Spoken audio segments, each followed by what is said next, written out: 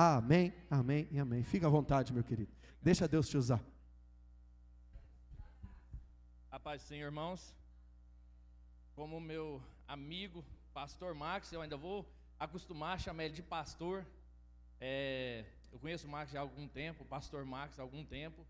E é sempre um prazer estar perto dele, fazer parte do que ele faz parte. E tem visto o que Deus tem feito na vida dele, através de tudo que ele tem passado.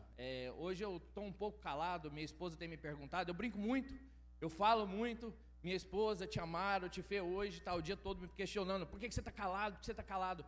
Tudo que eu fui abrir a boca para falar hoje me deu vontade de chorar, tudo. Eu fiquei emocionado com tudo que eu vi que Deus tem feito na vida do pastor Max, da pastora Thaís, do Ben, da Alexia, vocês não têm noção. A construção de vocês, que teve tudo de graça, e vocês teve 1 ano para fazer, foi ótimo, né? Exatamente. Deus tem feito milagres na vida de vocês, vocês não têm noção. O que o pastor Max passou para ele chegar até onde ele está aqui hoje, eu passei um pouco e trilhei um pouco com ele, e muitas das coisas que ele passou, eu te garanto que foi dolorosa, foi difícil, foi triste, e eu vou falar um pouco do meu testemunho hoje. Não vou falar sobre tudo, minha vida toda, mas eu vou falar de algo que esses dias eu estudando a palavra de Deus, eu fui ver o que Deus tem feito na minha vida. Eu vou pedir que os irmãos abram as Bíblias em Mateus 27, vou ler dos 50 ao 54. Eu vou ser bem rápido, não vou demorar muito. E se o pastor me der a oportunidade, eu quero orar por você hoje. Em Mateus 27, 50 e 54, diz o seguinte: E Jesus, clamando outra vez, com grande voz, entregou o Espírito. E eis que o véu do santuário rasgou, de cima a baixo, tremeu a terra, ferendo as rochas, abrindo os sepulcros, e muitos dos corpos dos santos que dormiam ressuscitaram. E saindo do sepulcro, após a ressurreição de Jesus, encontraram na cidade santa e apareceram a muitos. Desculpa, gente, meu português não é muito bom, então quando eu leio ainda piora um pouco. O centurião e os que com ele guardavam Jesus, vendo o terremoto e tudo que ali se passava, ficaram possuídos de grande temor e disseram: realmente, verdadeiramente, esse é o Filho de Deus. Amém? Meus irmãos, eu quero começar falando com você sobre algo que o mundo hoje não muda. Independente da minha religião e da sua religião, quando você vai falar sobre o tempo, sobre datas, sobre qualquer acontecimento mundial, você é obrigado a falar antes de Cristo ou depois de Cristo. Até mesmo se você não acredita que Cristo existiu, se você não acredita que tudo que está escrito na Bíblia, você tem que passar por isso. E na minha vida eu passei por isso também. Só que eu sou crente desde mais novo. Eu sou crente desde mais novo. Eu nasci na igreja, minha avó sempre levou meu irmão para a igreja, então venho de um lar evangélico. Só que eu nunca conheci Jesus de verdade até depois que eu me casei. E aí eu começo a falar para vocês o seguinte: assim que eu conheci minha esposa, rapidamente a gente se casou. E assim que a gente se casou, ela falou assim: vamos ter um filho? Recém-casado, toda hora, vamos ter um filho. E a gente começou a praticar em ter um filho, e aquele negócio aí já entrou na minha mente que eu quis ter um filho.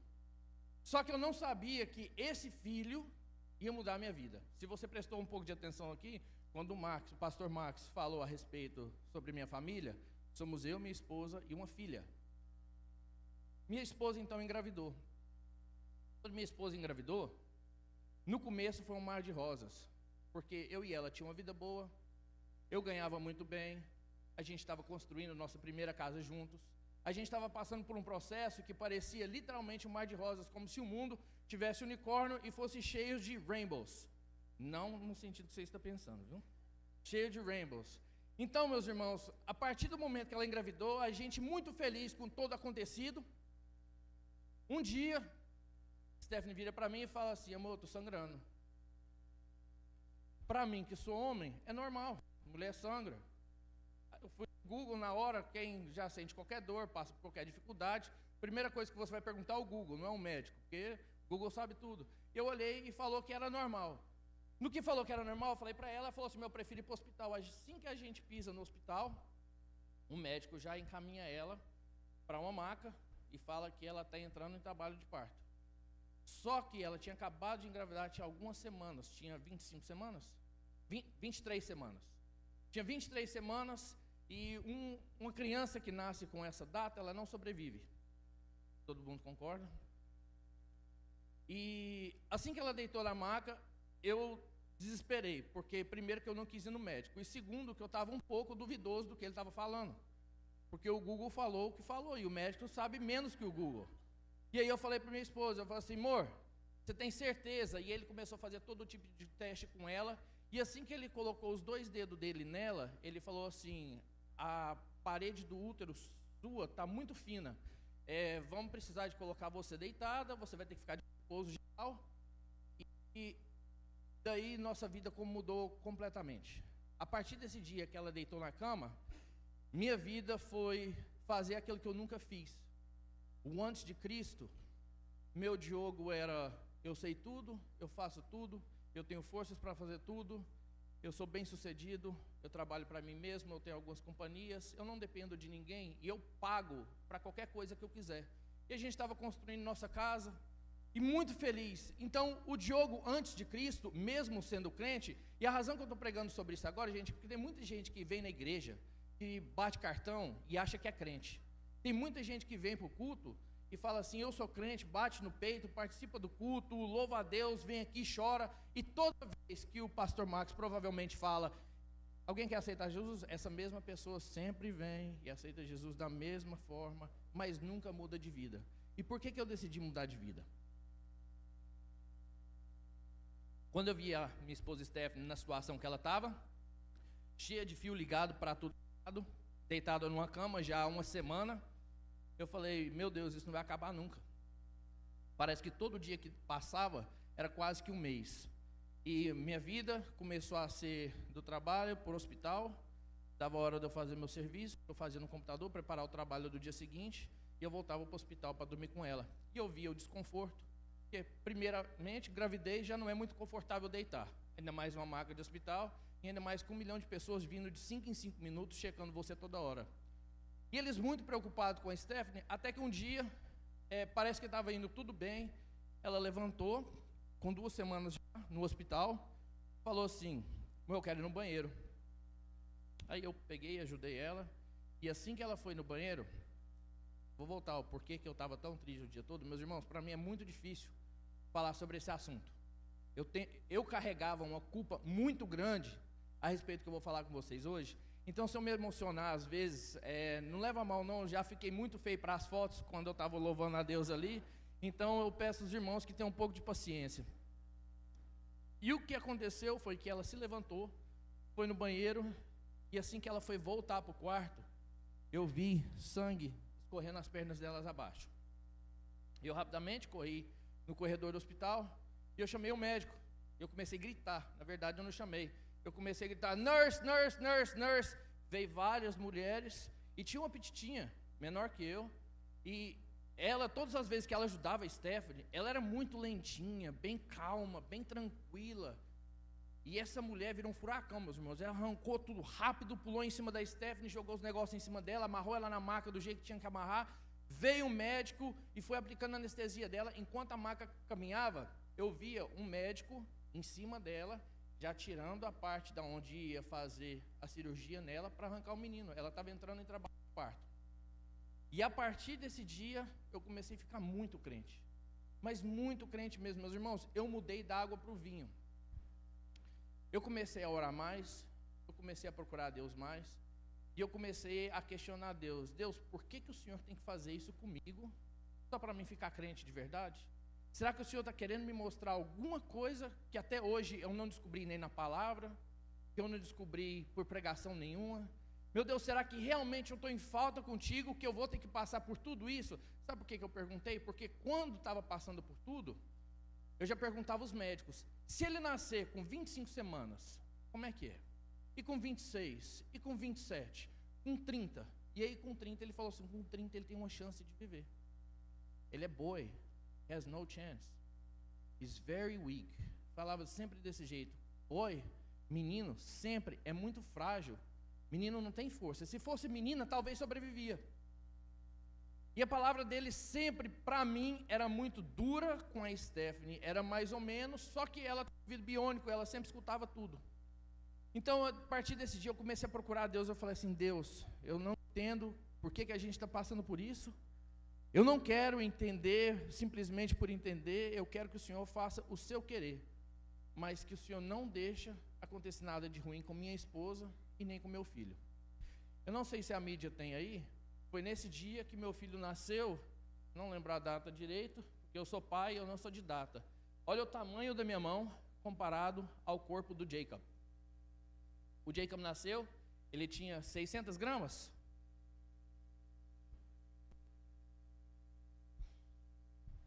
O Jacob nasceu, ele tinha 600 gramas. E a partir do dia que eu tirei essa foto, que eu olhei para ele, ele não tinha os cílios descolado ainda. O ouvidinho dele só tinha a marca do buraco, ainda não tinha o buraquinho. A mãozinha dele ainda era colada, ele não tinha todos os dedos separados ainda. E você pode ver que até o pezinho dele, só o dedão dele era solto, o resto ainda era colado. E todo dia, eu e minha esposa iam no hospital.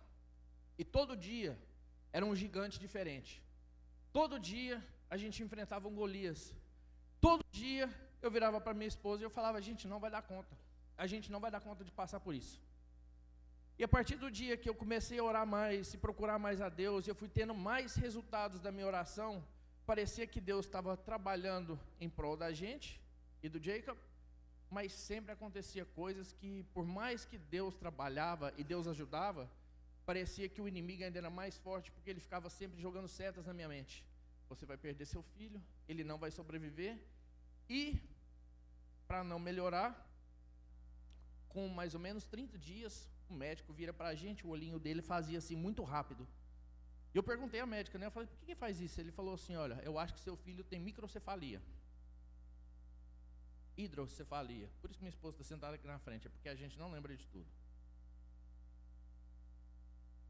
E aí, assim que ele descobriu que ele tinha isso, ele passou por uma cirurgia. Depois a gente descobria que ele tinha bowel obstruction, o intestino dele tinha uma obstrução. Eles fizeram cirurgia.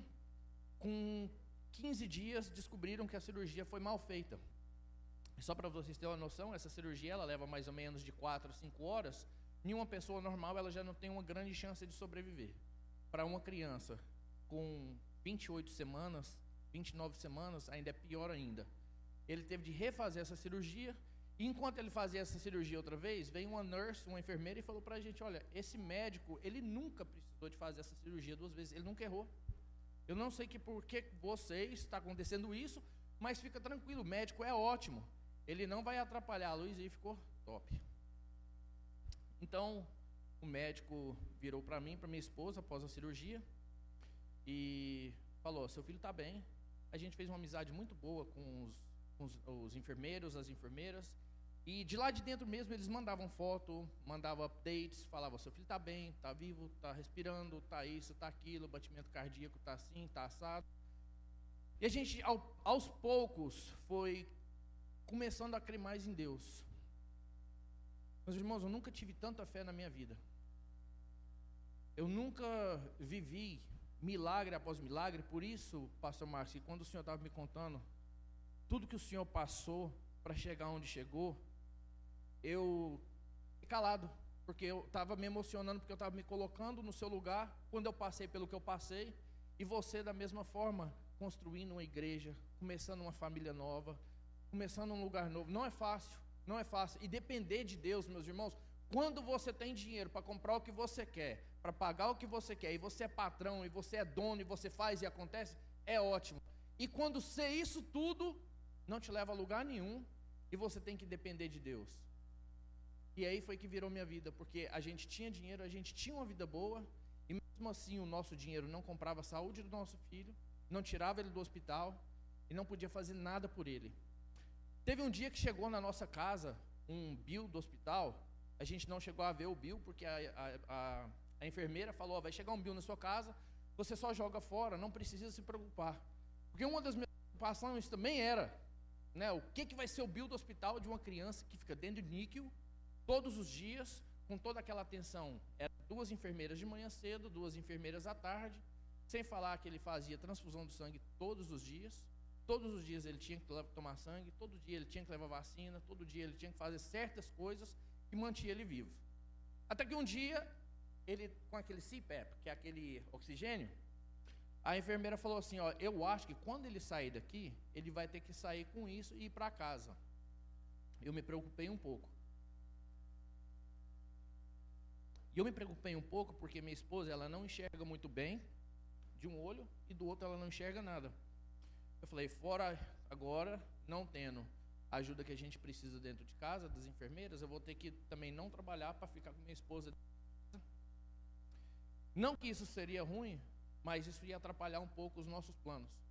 Tanto que o Jacob, quando ele nasceu da forma que ele nasceu, já foi uma pausa muito grande em tudo que eu e ela falava que ia fazer. Por isso que os nossos planos, meus irmãos, têm que envolver muito Deus. Os nossos planos não podem ser baseados simplesmente naquilo que eu e você quer. A gente tinha planos de construir uma família, a gente tinha planos de construir uma casa, a gente tinha planos de viajar, a gente tinha planos de conhecer outros lugares. E o infelizmente, assim como eu li aqui no começo para vocês, o infelizmente, a morte de Jesus foi o que nos trouxe vida. Todo mundo lembra disso, até eu chegar à parte que eu vou falar. Passou poucos dias, ele saiu do hospital. Quando ele saiu do hospital, ele não saiu com CPAP, ele saiu super fortinho, ele teve que fazer uma cirurgia também do olho. Ele foi um guerreiro e tanto mesmo. Ele passou por coisas, eu nunca quebrei nenhum braço, não quebrei nada, eu nunca fui engessado. Então eu não sei o que é ter um corte, eu não sei o que é levar um ponto, eu nunca passei por isso. E você vendo o seu filho passar por aquilo tudo, eu creio agora Jesus Cristo, vendo o filho dele passar por aquilo tudo, e sabendo que tem que passar, porque é para a melhoria do mundo. E assim eu e minha esposa estava lá de cima do nosso filho, olhando sempre e falando, tudo que ele está passando é para a melhoria dele, então vamos deixar Deus agir da forma dele. E eu sempre orava e eu pedia a Deus, Deus, eu peço que o Senhor faça a sua vontade, não a minha. Deus, eu peço que o Senhor faça a sua vontade e não a minha. Só que eu sempre pedi a Deus que a vontade dele fosse a mesma da minha, porque eu queria levar meu filho para casa. Eu sabia que ele tinha uma grande chance que eu não podia ir para casa, que um dia eu podia simplesmente acordar e ter uma mensagem, ou uma ligação do hospital, uma mensagem de alguma forma falando, seu filho infelizmente faleceu. Só que isso não aconteceu. A gente chegou a levar o Jacob para casa e a gente passou com ele 90 dias, 3 meses. E nesses 3 meses foi provavelmente os melhores meses da nossa vida, porque eu nunca tive resposta de oração da forma que eu tive. Eu nunca procurei tanto Deus da forma que eu procurei, enquanto eu passava por uma dificuldade tão grande. Eu nunca tive um contato, eu nunca tive a proximidade com Deus, de poder literalmente falar com Ele e ver o agir dEle tão visível na vida de uma pessoa, assim como eu vi do meu filho. Porque todos os dias, como eu falei para você, era uma batalha diferente. Ele, por ser muito fraco, muito pequeno, muito frágil, eu falava direto, Deus, não deixa ele ir, a gente quer levar ele para casa. E assim que a gente levou para casa, meus irmãos, tudo que a médica falou que a gente não podia fazer, a gente literalmente não fez. Mas uma coisa a gente fez, a gente honrou a ele, honrou a Deus e levou ele em tudo quanto é lugar que a gente pôde levar, fosse em culto, fosse na casa de alguém, porque, meus irmãos, vocês não têm noção, para a gente que era um troféu. É um troféu de oração, de verdade. Onde a gente levava ele, a gente mostrava para qualquer pessoa que crê e não crê em Deus, que Deus existe. Porque muita gente viu a foto dele, muita gente viu, porque minha mãe mostrava, minha sogra mostrava, meu irmão mostrava, e na mente de todos acreditavam que ele não ia viver, ele não ia sobreviver, ele não ia passar daquilo que ele passou. Até que um dia, meu serviço cancela por causa de neve. Eu e minha esposa, bem cansado do meu trabalho, é muito cansativo. Para quem não sabe aqui, eu trabalho com várias coisas, mas na época era só piso. Então eu tinha muita gente, uma galera que eu tomava de conta. Então eu não tinha descanso. Era 24 horas, toda hora, meu telefone tocava.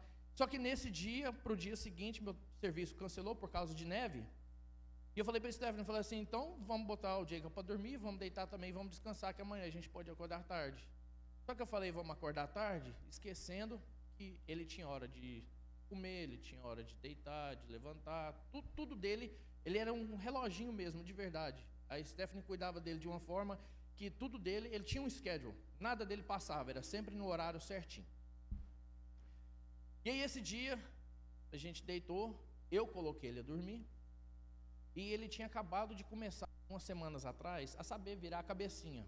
Para quem não sabe, tudo que passa numa criança dessa, cada coisinha insignificante que seja para você, para ele é uma coisa enorme, é quase que impossível. Ele começou a mexer o rostinho de uma forma, tipo assim, incomodava ele de um jeito, ele deitava do outro, ele mexia a cabecinha, você deitava ele de cabeça com o rostinho para baixo, ele colocava o rostinho para o lado, e uma criança que tem os problemas, ou tinha os problemas que ele teve, não sabe fazer. E aí eu coloquei ele deitado de uma forma que o rostinho dele ficou por travesseiro, só que aí rapidamente levantou e colocou o rostinho de lado. Assim que ele fez isso, ele começou a dormir muito rápido, e assim que ele dormiu, chamei a Stephanie, a gente foi para o quarto, e eu dormi. Meus irmãos, eu não dormi, eu apaguei. Eu acho que era o cansaço de estar com ele, por causa do meu serviço, e tanta coisa acontecendo ao mesmo tempo, a construção da nossa casa que não tinha terminado ainda, e eu e a Stephanie dormiu muito pesado. E no outro dia eu acordei, não tinha nevado, a gente perdeu o serviço à toa, fiquei até nervoso por isso. Aí eu fui no quarto dele, primeiro eu fui ao banheiro, e assim que eu fui ao banheiro, eu passei pelo quartinho dele, e quando eu passei pelo quartinho dele, eu vi que ele não tinha levantado ainda, porque geralmente ele acordava ou chorando, ou ele ficava mexendo nas coisas que tinha no berço, a gente escutava ele. E assim que eu fui no quartinho dele, ele não moveu. Aí eu voltei do banheiro, fiz. Aí eu falei, neném, neném, e ele não me respondeu. A última noite que eu tive do meu filho, eu coloquei ele a dormir, e a hora que eu fui colocar a mão nele, ele estava igual essa mesa, já estava duro. Ele tinha falecido durante aquela noite, e para a gente foi um choque muito grande. Eu lembro que, assim que eu coloquei a mão nele, ele estava durinho. Eu virei ele rapidamente, o rostinho dele já tinha até amassado, pegado o formato da chupeta. Eu corri para o quarto, e eu gritei, amor, Jacob morreu! Ela falou, não, amor, tá tudo bem, tá tudo bem, tá tudo bem. Eu falei assim, não, comecei a tirar a roupinha dele, apertar o peitinho dele, e assim, como eu fazia isso, saía coisas brancas da boquinha dele. E aquilo me perturbou muito naquele momento. Eu liguei no 91, ela ligou no 91, chamou a polícia, e assim que eles chegaram lá, eles colocaram a gente para fora. A gente já sabia o que tinha acontecido. Por que o pastor Max, às vezes pediu para vir falar com você essa noite? A Stephanie, ela passou por isso tudo, e para muitos de vocês, poderia ser simplesmente é só engravidar de novo. Deus dá outro.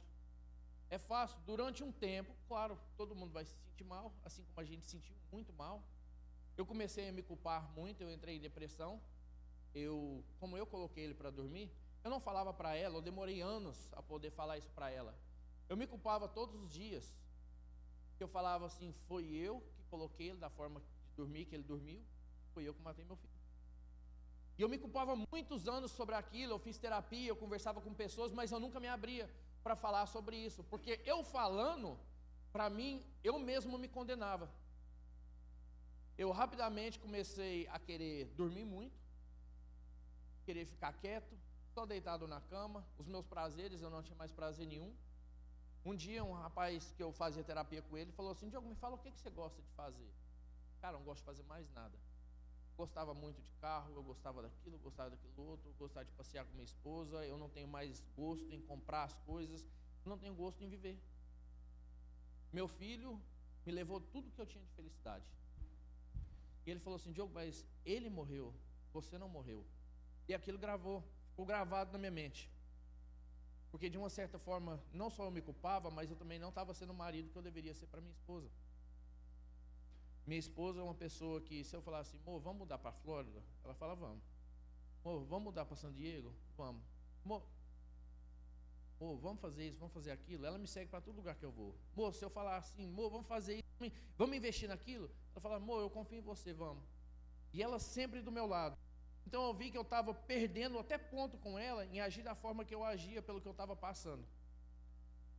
E foi muito difícil de Jesus, de Deus, de verdade, me tirar desse buraco, porque eu sempre me culpei muito. Eu sempre buscava valores em coisas onde eu não devia, porque eu queria superar aquilo. Eu trocava de carro achando que aquilo ia me fazer melhor. Eu mudava de um lugar para o outro, eu achava que aquilo ia me fazer melhor. E aí eu falei com ela, amor, vamos fazer o seguinte, vamos tentar de novo. E o tentar de novo ainda foi muito doloroso também, porque ela tentou engravidar 4 ou 5 vezes, e todas as vezes ela teve aborto. Ela não engravidava. E você ir no médico e ele falar para você, das duas formas deve ser muito ruim. Você tem isso, isso e isso, é ruim, mas pelo menos você sabe o que tem que tratar. E quando ele falar que você não tem nada, nem você, nem sua esposa, e não tem um porquê, e simplesmente não engravida.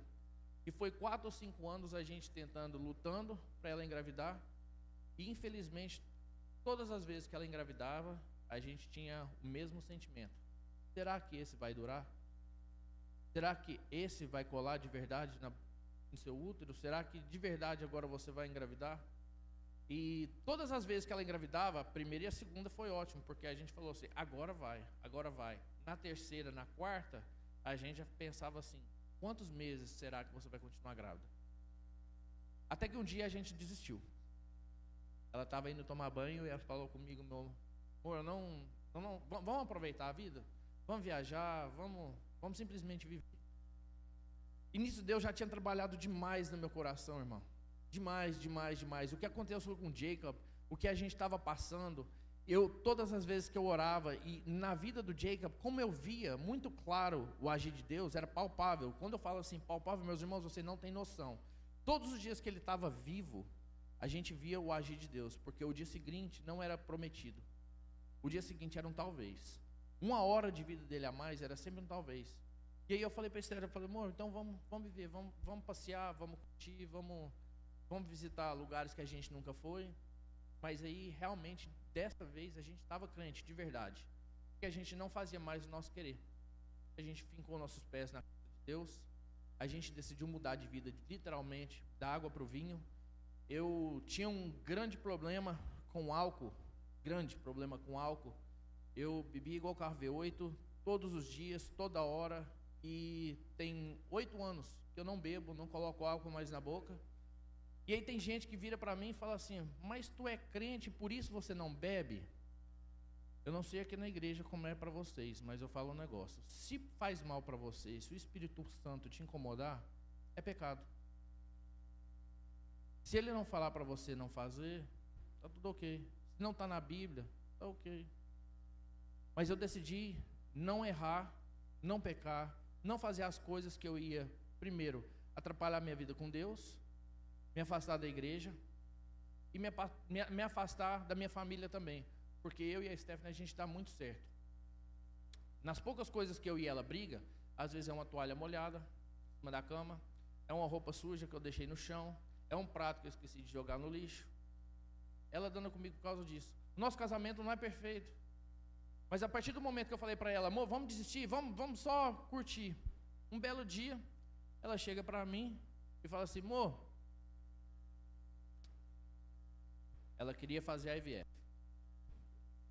A IVF é aquele negócio que eles colocam no seu útero, in vitro. Quando ela falou isso comigo, a gente estava construindo outra casa, e aí ela virou para mim e falou, vamos fazer isso? Eu falei assim, amor, eu não quero brincar de ser Deus, não. Só que ela viu como o outro lado. Ela viu como que se eu não quisesse gastar o dinheiro da construção para a gente ter um filho. Ela ficou muito nervosa comigo. Muito. Eu lembro que ela falava assim, por causa do dinheiro da casa, a gente para a construção e a gente tenta. Eu falei, amor, não é, eu não quero brincar de ser Deus. Só que para ela, nada tirava isso da cabeça dela. Até que eu convenci ela, e ela desistiu, e ela virou para mim e falou, então vamos. E aí um belo dia, ela foi tomar banho, e ela fazia aquele testezinho, não sei se tem alguma mulher aqui que tem problema de engravidar, minha esposa como ela teve, todo dia ela tinha aquele testezinho, ela fazia e deixava em cima da pia, ela acabava de tomar banho, ela voltava. Eu vou chegar lá. ela olhava para ver se estava grávida ou não. E aí um dia, ela foi fazer a cirurgia, ela tinha que fazer uma cirurgia, e... Você fez que você não fez a cirurgia?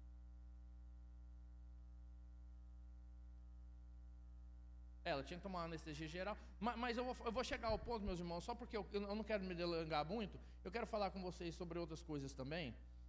E ela chegou em casa, tomou banho, ela fez o teste esse dia, deixou o teste em cima da pia. Eu olhei na hora que ela falou e tinha só uma linhazinha. Depois ela entrou no banheiro, acabou de tomar banho, ela falou, amor, olha aí. Aí eu olhei, eu falei assim, amor, tem 2. Só que no nosso coração, da mesma forma das outras 4, 5 vezes, a gente já sabia, será quanto tempo que vai durar? Porque dessa vez a gente começou a orar. Dessa vez foi diferente, a gente começou a fazer coisas que a gente não fazia dentro de casa, até culto doméstico a gente começou a fazer. Ela lia uma parte da Bíblia, e aí eu falava para ela sobre o que eu entendia sobre aquele versículo bíblico. E a gente começou a procurar muito a Deus, a gente jejuava, a gente orava, a gente chegou tão mais perto de Deus do que quando a gente estava com Jacob, que a gente começou a viver, literalmente, coisas assim como o Jacob, todo dia uma base de oração, todo dia um milagre, todo dia que a gente ia no médico, por mais que sempre o médico deixe a gente um pouco nervoso com aquelas, eu acho que seu filho tem isso, até descobrir que não tem, eles matam a gente do coração, mas a gente teve a oportunidade de ter a Stephanie grávida, 9 meses, os 9 meses completos. Não sei se a mídia tem aí.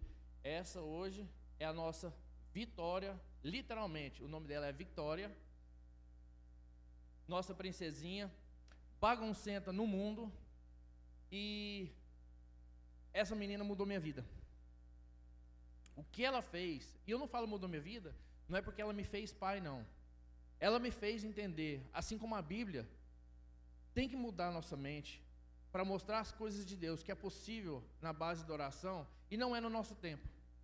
Existe uma coisa que eu nunca dei certo na Bíblia e com Deus, é o processo.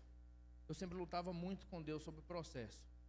O processo, por mais que ele é doloroso, o processo, assim como Jesus passou, ele passou por muitas coisas que ele não deveria passar, mas para eu e você estar aqui hoje, o pastor Marcos ter essa igreja aqui hoje, ele teve de passar. Às vezes a gente não concorda com o processo de Deus. Se você ler na Bíblia, se você ver a história de José, a história de Davi, tudo que eles teve de passar para chegar onde chegou, literalmente, meus irmãos, a gente tem que passar pelo aquilo que Deus tem para a gente, certo que às vezes é um pouco doloroso, mas para a gente chegar onde Ele quer que a gente chegue, a gente tem que passar por esse processo, e esse processo infelizmente é muito doloroso. E se Ele fez o filho dele passar por tudo aquilo, para eu e você estar aqui hoje, você acha que eu e você, às vezes quando a gente aceita Jesus, eu não sei aqui, mas lá em New Jersey, funciona da mesma forma. Você aceita Jesus hoje, a batalha que você teria amanhã, ela continua lá te esperando. Só que vai ser um pouco diferente, porque dessa vez você vai ter Deus, você vai ter Jesus do seu lado. Então muda muito, a partir do momento que eu e você declara sobre nossa vida, que essa mudança, que essa escolha de viver o tempo de Deus e não o nosso, por isso que no começo eu comecei a ler o que eu li. O tempo de Deus e o tempo do homem.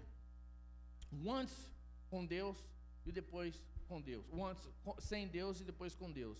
Minha vida mudou muito. Por mais que eu era crente minha vida toda, eu nunca experimentei a vontade de Deus da forma que eu experimentei. Viver, literalmente, colocar a mão e ver Deus trabalhando dia após dia na vida minha e da minha esposa. Independente do que eu e ela passava, a gente via vitória todos os dias. O que a gente vive hoje, irmãos, não é nada mais do que um milagre. Porque todo lugar que a gente ia, todos os diagnósticos do médico, tudo que a gente escutava da boca de qualquer um, de amigo, é que vai dar certo. Vai tentando uma hora dar certo. Eu fiquei sabendo hoje que o irmão, qual é o nome do senhor? Rick. Vocês não deram conta de engravidar durante 10 anos, certo? E tem gente que procura bênçãos por anos. Às vezes um marido que não vai para a igreja, às vezes um filho que está desviado, às vezes uma doença sem cura, e você vai orando, até que um dia você cansa. E eu descobri que o incessável, o não parar, o sempre estar ali orando, procurando e falando com Deus sempre, todos os dias, Deus, eu preciso, eu quero, vai acontecer. Meus irmãos, isso realmente faz sentido e muda. Muda tudo, quando a gente ora, quando a gente busca, quando a gente se entrega a Deus completamente, quando a gente fala, Deus, não é o mais eu, não é o meu querer, não é da minha forma, mas Deus vai ser da forma que o Senhor quer, Deus faz da sua maneira. Por mais que o tempo dele não é o tempo que a gente tem para nós mesmos, porque eu e você quer tudo para ontem, certo? Como a construção dessa igreja, como eu brinquei no começo, eu sei que foi em 7 dias, 8 dias, mas tudo tem 10 dias, tudo tem um processo, tudo demora, tudo é no tempo de Deus. A conquista dessa igreja, o pastor Max estava me falando que tudo que ele passou, que vocês passaram para chegar onde chegou hoje, tanto de coisas que Deus tem feito na vida de vocês, isso tudo é coisas, fruto de oração. Isso não é de ontem para hoje, isso aqui leva tempo. E uma coisa que eu aprendi, que eu nunca mais vou esquecer, é que quando a gente falar com Deus, a gente tem que falar com certeza. A gente tem que falar com certeza, falar: Deus, eu creio na minha vitória. Assim como eu falava com a Stephanie, quando ela engravidou, eu falava: amor, dessa vez vai. Só que todo dia era incerto. Por mais que a gente tenha fé, por mais que a gente crê, por mais que a gente ora, por mais que a gente pede a Deus, a gente sempre tem aquele pouquinho de dúvida. E hoje eu quero tirar essa dúvida da sua cabeça. Eu quero falar para você que o seu antes de Cristo termina hoje. Eu quero chamar aqui à frente, se vocês puderem de pé, se tem alguém aqui que tem alguma doença, se você não engravida, eu quero chamar minha esposa aqui também. Quero chamar a Stephanie para estar orando para você. O Max, pastor Max. Meus irmãos, você me desculpa. Eu estou com a boca meio seca, é por causa do remédio que eu tomo. Toda hora eu tenho que tomar remédio, tomar água. Mas por que eu quero orar por você essa noite? Porque tem gente que às vezes não engravida, não é só de um filho, mas você não dá conta de manter o seu trabalho, você não dá conta de engravidar, de dar frutos, você não faz nada daquilo que Deus te chamou para fazer, você se sente impotente. E essa noite eu quero chamar você aqui à frente, porque eu quero orar para você dar o seu 100%, para que Deus faça na sua vida coisas grandes, coisas diferentes, coisas que você nunca experimentou viver antes, que você tá. A partir do momento que eu realmente cheguei a Deus, dobrei meus joelhos e falei assim: Deus, não vai ser mais da minha forma, não vai ser do meu jeito, não vai ser quando eu quero. Fez tudo diferente, fez da forma dele, às vezes coisas que eu não concordava, assim como a morte do meu filho. Mas assim como Jesus teve de morrer para que eu e você estivesse aqui hoje, meu filho teve de passar por tudo que ele passou para que eu pudesse estar aqui hoje falando com vocês.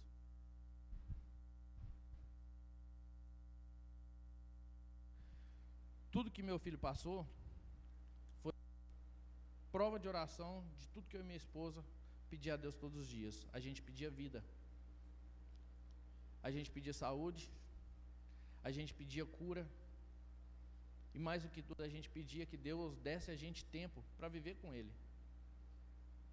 Só que assim como Jesus fez, assim como Deus fez com o filho dele, a gente teve de passar, infelizmente, por um processo um pouco doloroso. Mas a morte do meu filho me trouxe vida. A morte do meu filho começou na minha vida algo que Deus tem começado há muito tempo atrás, mas eu ficava parando, eu ficava freando, e eu falava: Deus, não está na hora, não está na hora. Meus irmãos, eu não dava conta antes de pegar no microfone, eu não dava conta de falar em público. Por mais que eu brincava muito, falava muito, eu sempre tinha alguma coisa que me segurava, e eu não queria atender o chamado de Deus na minha vida, que era pregar o Evangelho. E se você que está aqui hoje, você tem um chamado e você fica correndo dele, é mais fácil você se entregar logo, deixar Deus trabalhar, ainda mais no lugar onde você está, que precisa muito, muito. E para quem não sabe, quem não está vendo, que está com o mundo, meus irmãos, a volta de Deus está faltando pouca coisa. Quanto mais eu e você pregar, quanto mais eu e você falar, quanto mais eu e você mostrar para o mundo que Deus é Deus. Um dia minha esposa virou para mim e falou assim: amor, eu sou inútil, porque ela não trabalha, ela só cuida da casa e ela não faz muita coisa na igreja. Ela me acompanha em tudo que eu faço. E eu falei assim: amor, você não é inútil. Um dia você vai precisar de tocar em alguém, falar com alguém sobre o seu testemunho. Não passou muito tempo, minha prima engravida e passa pelo mesmo processo. Eu fiquei calado, eu não falei nada para ela, mas eu lembro que ela falava assim: Camila, vai acontecer assim, assim, assim, não faz aquilo outro, faz isso, não faz isso. E devagarzinho a Camila foi criando mais coragem, foi deixando Deus agir, e aconteceu exatamente o que aconteceu na vida do meu filho, na vida da Aurora. Essa Aurora, ela está viva, viu, gente? Glória a Deus. Mas passa outros dias, outra amiga nossa engravida, o nome dela é Débora, mora na Califórnia e na Flórida, e passa pelas mesmas coisas. Aí a Stephanie fala assim: por que você não tenta isso, isso e isso? E eu também não falei nada, não lembrei ela sobre o que eu falei aquele dia, mas eu estou aqui hoje para falar. Às vezes, irmãos, Deus vai deixar você passar por alguma coisa, porque você vai ser luz para alguém lá na frente. O que você passa, o que você trilha, toda a sua trajetória, suas experiências, aquilo que Deus tem preparado para você, um dia você vai poder colocar a mão sobre alguém e falar assim: eu passei por isso, isso, isso. Assim como o pastor Max hoje cedo pregou sobre semear, e ele não estava falando de dinheiro, ele estava falando sobre fazer coisas boas todos os dias para uma pessoa, fazer aquilo que Deus realmente chamou a gente para fazer. E depois que eu passei pelo que eu passei, eu vi que o meu chamado não é somente ser milionário, não é somente trocar de carro, trocar de casa, viver uma vida abundante. O meu chamado, em primeiro lugar, é servir a Deus. Se eu tiver tudo, mas não tiver a Deus, para que serve tudo que eu tenho? Eu quero chamar aqui pessoas que têm problema com gravidez. Eu quero orar por você. Se você tem alguma doença incurável, você não sabe o que tem acontecido, você não sabe por onde começar, os médicos têm te dado diagnósticos e você não sabe por onde começar, vem aqui à frente. Eu também quero chamar pessoas que ainda não aceitaram a Jesus como Senhor e Salvador, pessoas que essa noite quer entregar a sua vida a Cristo e quer viver coisas novas, coisas abundantes, coisas diferentes. Meus irmãos, você não sabe o que é realmente servir a Deus de todo o seu coração. Não depender do seu dinheiro, não depender daquilo que você tem, não depender do seu carro, do seu trabalho. O pastor Max aqui, ele é 100% o que eu estou falando. O pastor Max, ele chegou aqui, ele ganhava bem longe. Onde ele morava, ele ganhava muito bem. E hoje ele depende 100% da obra. Eu falei para ele um dia, e hoje ontem eu lembrei ele. Eu falei assim: cara, seu patrão é muito melhor que o meu. Seu patrão é muito melhor. O meu pode ligar para minha mãe e falar: cara, eu não posso fazer nada por você. Mas o dele, não deixa faltar. O dele está aqui todos os dias. E quando você precisa de algo, é ele que supre. Quando você está doente, é ele que te levanta. Quando você fala: eu não tenho trabalho, é ele que provê. Você fala: Deus, eu não sei por onde começar. É ele que levanta pessoas através de pessoas assim como o pastor Max, para te dar sustento, para te ajudar a levar adiante. Em nome de Jesus, eu quero pedir aqui que os irmãos aqui, os diáconos, pastora Thaís e todos que te